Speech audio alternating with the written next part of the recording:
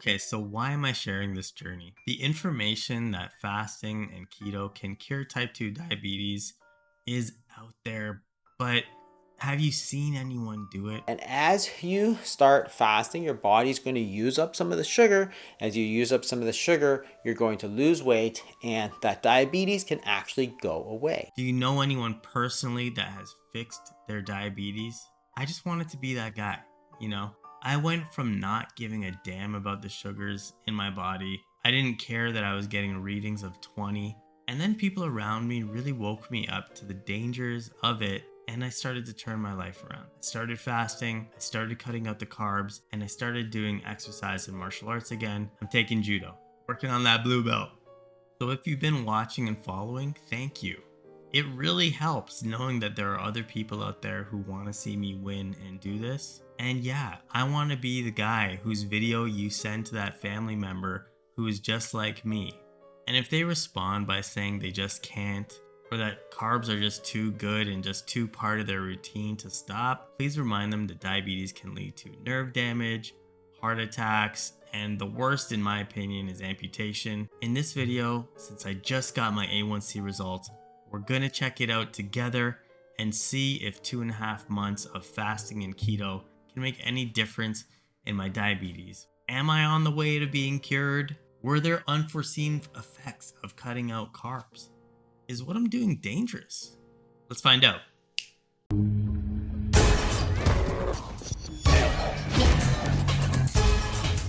Now, while my daily readings have been significantly improving, consistently between 5 to 7 millimoles per liter of sugar in the blood, the real test for how good your blood sugar is, and other markers which you need to be measuring, is the A1C blood test.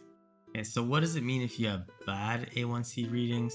It basically means that you have limited life expectancy and you're in danger of nerve damage, heart attacks, strokes.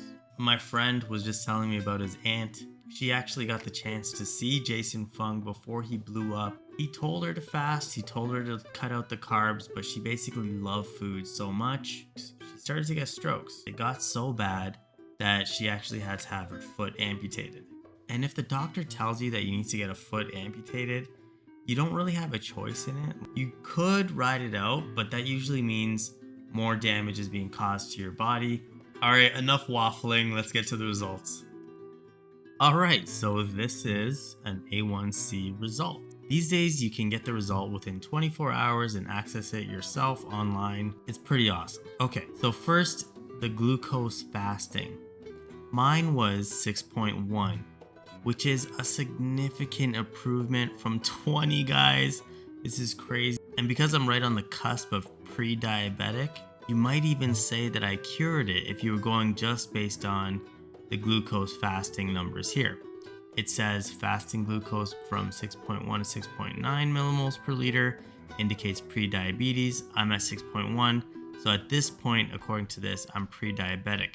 However, we gotta look at the hemoglobin A1C, and mine is unfortunately 7.1, but this is still a major improvement from my last test. I just remember my doctor freaking out last time. I can't remember the number, but I think it was like definitely above 15. If your A1C is between 5.5 5.9, you're at risk. 6.4, you're pre-diabetic. Greater than 6.5, you're at diabetes mellitus. Now, one thing to consider is that I was only really doing this for about 2.5 months, and this test looks at 3 months back. For half a month of this reading, I was just eating carbs like crazy as usual, like eating as much fruit as I want without limits. Basically just going ham on things. So no, according to my A1C, I am not cured of diabetes, but I am on the way. Also included in this test is the lipids readings, which is really important because if you go on a keto diet, you tend to replace the carbs with fat. Okay, so my readings are triglycerides, 1.16 millimoles per liter, so that's just fat floating around in the blood. Cholesterol is 3.69 millimoles per liter. And HDL cholesterol is 0.92. Non-HDL cholesterol is 2.77 millimoles per liter. It is not affected by fasting. And the LDL is considered good fat, It's currently at 2.24. Okay, so what do these numbers even mean? It says here that your LDL should be less than or equal to 2 millimoles per liter to be healthy. I'm at 2.24. Here it says that the non-HDLC should be less than or equal to 2.6 millimoles per liter. I'm at 2.77 millimoles per liter, which is bad. And then you have some random urine chemistry stuff. I think those are normal. But if they're not, someone tell me in the comments. Okay, so you might be noticing a little problem here. The blood sugar is significantly improving, but it looks like the fats in my blood are not in the best shape. Fix my diabetes, get a heart attack. That doesn't sound like a good deal. One critical fact to keep in mind is that the saturated fat in your blood is not the same as your saturated fat in your foods, and this is not intuitive at all. When saturated fats were discouraged by doctors, I replaced Peter's "I can't believe it's not butter" with real butter. But what? I can't believe. What? I don't know, Doctor. Looking back, I think it may have been real butter. Your husband murdered 3 children. and everyone started to up the carbs in their meals, more people were getting heart attacks because their fat levels were getting worse even though they ate less fat and more carbohydrates. This is because of a process called de novo lipogenesis, where the body takes excess carbs and sugars and turns it into fat. It's counterintuitive, but more carbs means that there's more fat floating around in your blood.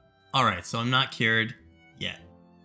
Because I've been doing keto for just a few months, I might not even be fully in ketosis. And not knowing is really the worst part of this journey. And it's really the reason how I ended up in this situation anyway. I stopped weighing myself. I mean, everyone has a scale. This is like the most basic thing you can do. Just weigh yourself every day. A good day, bad day, doesn't matter. Like, make it part of your routine. Just get an idea of your weight, because when I stopped weighing myself, the pounds crept on without me knowing till boom, I'm here. Measure your blood sugar. Yeah, pricking your finger sucks, but it's a lot better than not knowing how food is affecting you. A lot of this isn't intuitive. We are raised thinking that fruit is good for us, so how bad can fruit be? I mean, they're packed full of sugar, so it's gonna affect you. Another really simple measurement you can do is your body fat. Like if you had calipers, you can actually just measure the folds of fat on your body and get an idea of what your body fat percentage is. Ultimately, you want that to go down, and how are you gonna know if you're not measuring? One thing I'm kind of thinking about getting is a ketosis reader.